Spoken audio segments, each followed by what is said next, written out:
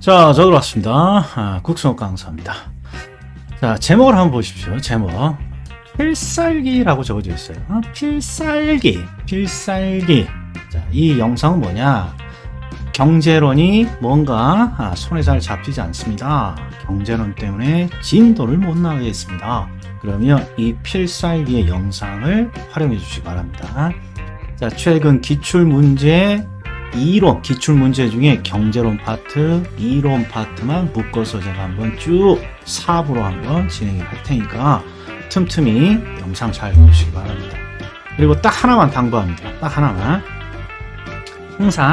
항상 이 필살기는 자신이 어떻게 풀어야 될 것이냐 연구하는 게 아니라 강사가 정해진 시간 안에 어떻게 문제를 접근하고 어떻게 문제를 해결하는지를 확인하는 겁니다. 제가 어떻게 접근하고 어떻게 해결하는지를 찾아야 돼요. 자, 그리고 자료는 네이버 제 카페 부동산 두루미 카페에 올려놓을 테니까 자, 출력해서 활용하시고 자, 그러면 들어간다. 최근 6년치니까 27회부터 들어가요. 27회. 그러면 여기서 뭐 하나는 확인해 줘야 되냐? 이렇게 기본 개념을 묻는 문제 2번이 공급량은 이게 공급량이 뭡니까? 이런 거 기본 개념을 묻는 거니까 어쩔 수 없어요. 내가 알고 있는 지식으로 푸는 거야. 그런데 이렇게 기본 개념을 묻는 문제가 아니라면 항상 경제학의 필살기는 뒤를 보는 거예요. 뒤. 일명 꼬랑지를 보는 거예요. 꼬랑지. 왜 꼬랑지를 보냐? 출제자가 항상 경제학은 원인, 결과 이렇게 두 개의 문장으로 하나의 지문을 만든단 말이에요. 그럼 뒤쪽만 좀 보면 대부분 논점이 파악이 되는 거예요. 그러니까 읽지도 않고 제가 한번 해볼 테니까 보세요. 자, 1번을 봤더니 가격은 상승합니다 라고 되어 있는데 이게 논점이 아니야. 이 첫 번째 지문 패턴이 가격은 상승한다 사이에 뭐가 들어가 있어요. 이게 이런 문구가 들어가 있잖아요. 더 크게 상승한다. 그러면 논점이 요 놈이야. 더 크게 상승하느냐, 더 적게 상승하느냐. 그러니까 이 패턴이 보여야 돼. 가격은 상승한다. 이렇게 깔끔하게 끝나지 않고 가격은 더 크게 상승합니까? 더 적게 상승합니까? 그러면 일명 더덜 문제란 말이에요. 가격 변화의 폭 더덜. 그럼 해결 방법은 뭡니까? 가운데가 탔으면 덜 먹고 또는 더 적게 먹고 가운데가 안 탔어요. 그러면 더 또는 더 많이 먹는다. 이게 암기 코드잖아요. 그래서 가운데를 봤더니 탔어. 그러면 덜 먹거나 더 적게 먹어야죠. 이게 크게라고 되어 있으니까 X라고 하면 된다. 시작부터 지금 어려운 질문이 나왔어요. 그럼 하나만 더 봐요. 하나만. 자, 가끔씩 이렇게 표현이 나오기도 해요. 가격 상승의 폭은 증가한다. 이런 식으로. 그러면 보세요. 이것도 뒤쪽에 가격은 상승한다. 이렇게 깔끔하게 끝나야 될 거 아니에요. 가격은 상승한다. 근데 뒤에 뭐가 붙어 있어요. 여기에 붙어 있잖아요. 뭔가 가격 상승의 폭이 늘어난다. 여기가 논점인 거예요. 폭이 늘어나느냐, 줄어드느냐. 그러니까 똑같아. 가격은 상승한다 에서 뭔가 사이에 더 많이 더 적게 이런 표현. 그 다음에 가격 상승 뒤쪽에 뭔가 이물질이 껴 있으면 전부 다 요 논점이에요. 요 논점. 그래서 어떻게 해결합니까? 탔으니까 덜 먹어야죠. 덜. 근데 가격 상승의 폭은 이게 덜 먹어야 된다라는 의미가 나와야 되니까 가격 상승의 폭은 감소한다. 이렇게 돼야죠. 그러니까 이제 두 문장을 읽어볼게요. 밑줄 친 것만. 가격은 더 적게 상승한다. 이 표현하고 가격 상승의 폭은 적어진다, 감소한다. 이렇게 두 가지 표현이 있는 거예요. 기억 잘 해놓으셔. 잘 나옵니다. 자, 2번 지문은 단순히 2번 지문은 공급량의 정의를 묻고 있어요. 그러니까 한 번씩 기억만 해주세요. 주어진 가격에서 공급자가 공급하고자 하는 최대 수량을 의미한다. 이 정도면 되는 거예요. 자, 그 다음에 3번도 자주 나오는 패턴인데, 자, 여기에 있습니다. 요 놈이 논점입니다. 얘는 공급량의 변화가 뭐냐? 기본 개념. 공급량의 변화가 뭐냐? 그럼 보세요. 공급량의 변화는 논점이 공급의 변화냐? 공급량의 변화냐?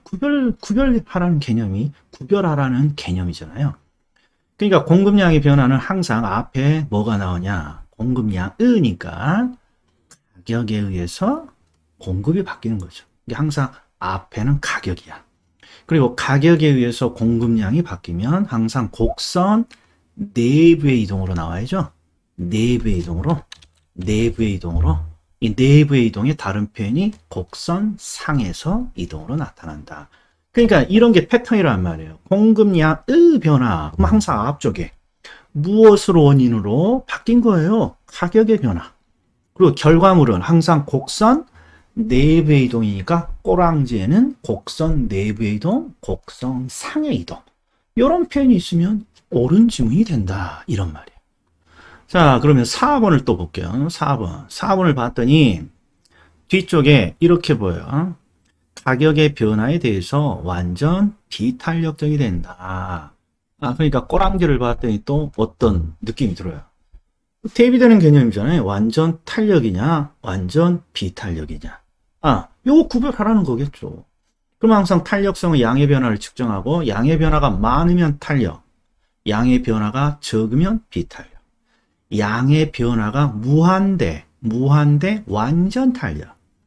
양의 변화가 불변이다, 고정되어 있다, 양의 변화가 없다. 그러면 완전 비탄력.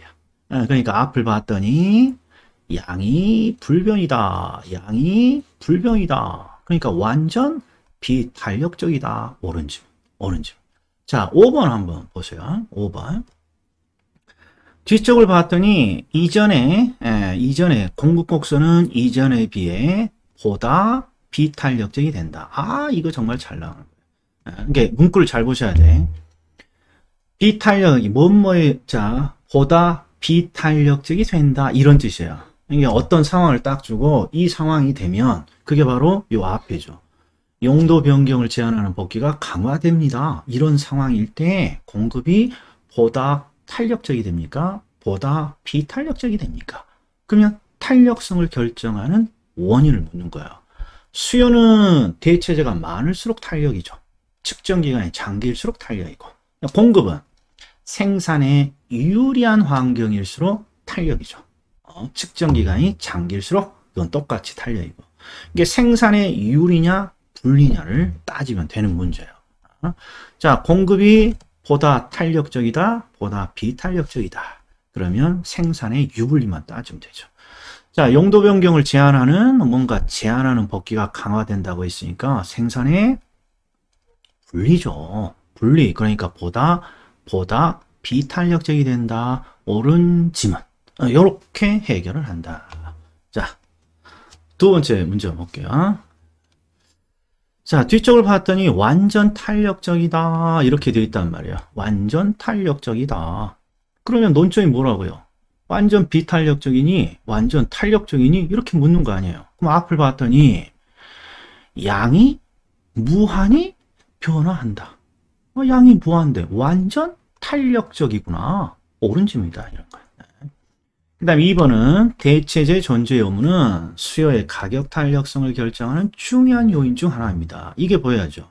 탄력성을 결정하는 요인. 언제 어떤 상황을 주고 보다 비탄력적이 된다, 보다 탄력적이 된다. 그런데 얘는 논점이 없죠. 대체재가 많으면 많을수록 탄력적이고 대체재가 굉장히 중요한 요인이죠. 자, 3번 보세요. 3번. 끝을 봤더니 수요의 가격 탄력성은 작아진다. 그러면 요게 포인트예요. 탄력성이 작아집니까? 커집니까? 4번도 보세요. 수요의 뒤쪽이 수요의 가격 탄력성 커진다니까 탄력성이 작아집니까? 커집니까? 그러면 이게 바로 요놈이란 말이에요. 요놈. 탄력성을 결정하는 요인. 수요는 항상 대체재가 많으면 많을수록 탄력적이고 공급은 생산에 유리할수록 탄력적이고. 그런데 자, 3번 지문은 많이 틀려갖고 왔어요. 이게 무슨 뜻이냐? 요걸 해석을 못한 거예요. 관찰 기간이 길어진다라는 거. 자, 그럼 제가 한번 질문을 던져볼 테니까 한번 답을 해보세요. 수요를 관찰한대. 수요를 관찰한대. 이게 무슨 뜻이에요? 소비자의 행동을 관찰한다는 뜻이에요. 소비자의 행동을. 그런데 우리는 탄력성을 지금 알고자 하는 거니까 소비자가 양의 변화를 많이 주느냐, 양의 변화를 적게 주느냐, 이런 걸 관찰하는 거예요. 그리고 그 관찰 기간이 길어진다라는 건 다른 표현이 바로 특정 기간이 장기일수록 이 표현이 지금 다른 거죠. 이 표현과 위에 있는 관찰 기간이라는 표현이 동일한지를 몰라서 틀리신 분이 태반이었다는 거예요. 자, 해보죠. 항상 소비자의 행동을 측정할 때 탄력성은 양의 변화를 측정하고 하루 동안의 관찰, 하루 동안에 측정한 양의 변화보다는 그렇죠. 1년, 길어지는 장기인 1년 동안의 양의 변화가 많은 거죠. 그러니까 관찰 기간이 길어질수록 요놈이 틀린 거죠. 탄력성은 커진다 이렇게 돼야죠. 자, 그 다음에 4번을 하나 기억을 해 놓으세요. 자, 탄력성이 커집니까? 작아집니까? 물어보고 용도가 다양하다 또는 용도 전환이 용이하다 또는 용도가 다양하다 이런 긍정의 표현이 나오면 다 커진다 라고 하면 되는 겁니다. 그래서 얘는 틀린 게 정답은 3번이에요. 자, 5번 봐요. 5번.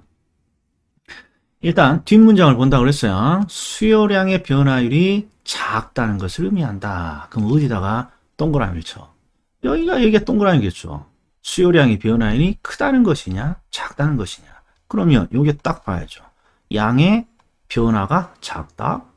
이거 비탄력적이라는 뜻인데, 그러니까 비탄력적이라는 것은 양의 변화가 작다 이렇게 해결이 되어야 한다. 됐습니까? 자, 28회 한번 보죠. 28회. 자, 28회는 일단 정답은 3번인데 자, 1번을 볼 때 자, 이 뒷문장을 볼게요. 이렇게 하나 끄서놓고. 자, 질문. 전체 수입은 임대료가 상승함에 따라 감소한다 라고 되어 있는데 자, 요거 주어하고 수로를 찾아봐. 이걸 못 찾아. 주어하고 수로. 자, 주어하고 수로는 이겁니다. 전체 수입은 이게 주어. 감소한다 이게 수로. 그러니까 전체 수입은 감소한다니까 여기가 논점이지. 전체 수입이 느냐 전체 수입이 주냐 여기가 논점이란 말이에요.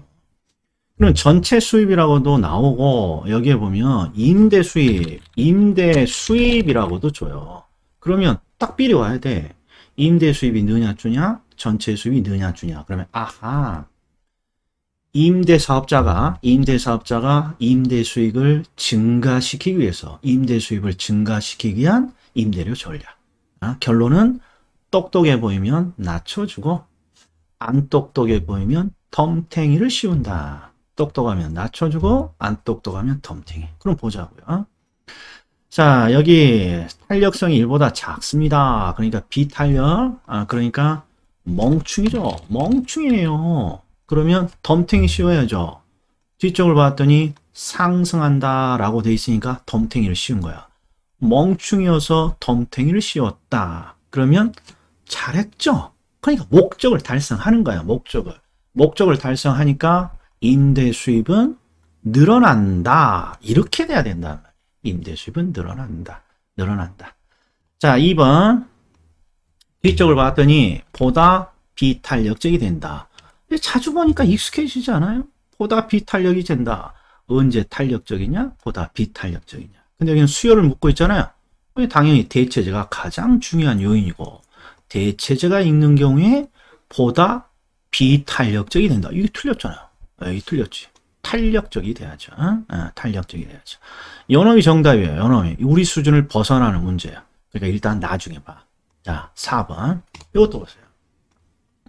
뒤쪽이 더 비탄력적이 된다. 그러니까 보다 탄력적이 됩니까? 보다 비탄력적이 됩니까?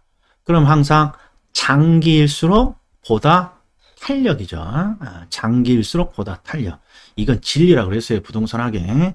여기에 있는 이 장기라는 건 지금까지 출제자가 측정기간이 장기일수록 이렇게도 냈고 관찰기간이 장기일수록 관찰기간이 길어질수록 이렇게도 출제를 했잖아요. 아무튼 장기 나오면 탄력이 돼야죠. 탄력. 자, 이것도 보세요. 수요의 끝에 수요의 가격 탄력성은 작아진다. 똑같은 거예요. 작아진다 이 말은 보다 비탄력적이 된다. 이렇게 지금 번역할 수 있어요? 보다 비탄력적이 된다. 일부러 이렇게 섞어 놓는 거예요, 이게. 4번은 보다 비탄력적이 된다. 5번은 탄력성은 작아진다. 이렇게 섞어 놓는 거예요. 자, 그런데 여기는 암기 코드죠. 용령이 나왔네요, 용령이. 용도가 다양하다. 용도 전환이 용이하다. 그럼 무조건 탄력이죠. 그러니까 탄력성은 커진다. 탄력성은 보다 탄력적이 된다. 이렇게 돼야죠. 그래서 3번이 옳은 지문에 나머지 게 다 틀렸으니까. 자, 요거 간단하게 하나 하죠. 얘는 뭘 묻고 있냐? 수요 곡선상의 측정 지점에 따라 가격 탄력성은 다르다. 이거 다시 출제될 것 같지는 않아. 그런데 너무 질문이 많아서 그냥 한번 설명하고 끝낼 테니까 잘 보십시오. 자, 지금 우하향하는 수요 곡선이라고 돼 있으니까 이렇게 돼 있어요. 그런데 수요 곡선상의 측정 지점에 따라 이 말은 여기서 탄력성을 측정하는 거랑 여기서 탄력성을 측정하는 게 같냐 다르냐라는 거야. 그럼 이유를 보면 여기서 측정하는 거, 여기서 측정하는 거 가격으로 딱 봐요. 그럼 여기가 가격이 1억 원대로 하죠. 1억. 여기는 1,000원. 극단적으로 1,000원, 1,000원. 자, 그러면 항상 탄력성은 뭘 묻느냐? 그럼 이거예요. 가격이 10% 상승했다. 이렇게 뭔가 원인을 주고 이때 소비량, 수요량의 변화가 어떻게 됩니까? 많습니까? 적습니까? 이렇게 물어보는 거예요. 그럼 보세요. 가격이 상승했으니까 분명히 소비량은 줄겠죠. 줄을 거예요. 근데 탄력성은 많이 주느냐, 적게 주느냐를 묻는 거니까. 자, 1,000원일 때 보세요. 가격이 1,000원일 때 10% 가격이 올라요. 얼마 올라요? 10%면 100원? 100원 눈 하나 깜짝하지 않아. 100원 오르면 아무도 그거에 대해서 민감하게 반응하지 않아요. 그러니까 소비량이 감소되더라도 거의 감소가 안 돼요. 근데 가격이 1억 원인데 10%가 오릅니다. 왜? 1,000만 원이 늘어나. 그러면 왠지 반응을 해야 될 것 같은 생각이 들죠? 그러니까 가격이 높으면 높을수록 소비량의 변화가 심해져요. 즉 가격이 클수록 가격 변화에 소비자들이 보다 민감하게 반응한다는 뜻이에요. 그러니까 수요 곡선상의 측정 지점에 따라 여기서 측정하냐, 1억 원대에서 측정하냐, 1,000만 원대에서 측정하느냐에 따라서 탄력성은 다르다. 이렇게 하는 거예요. 딱 3문제 풀었더니 18분이네. OT를 좀 넣었더니. 자, 이거 더 길어지면 안 볼 거 뻔하니까 여기서 딱 하고 2부로 넘어갑니다. 2부로. 자, 이따 뵙겠습니다.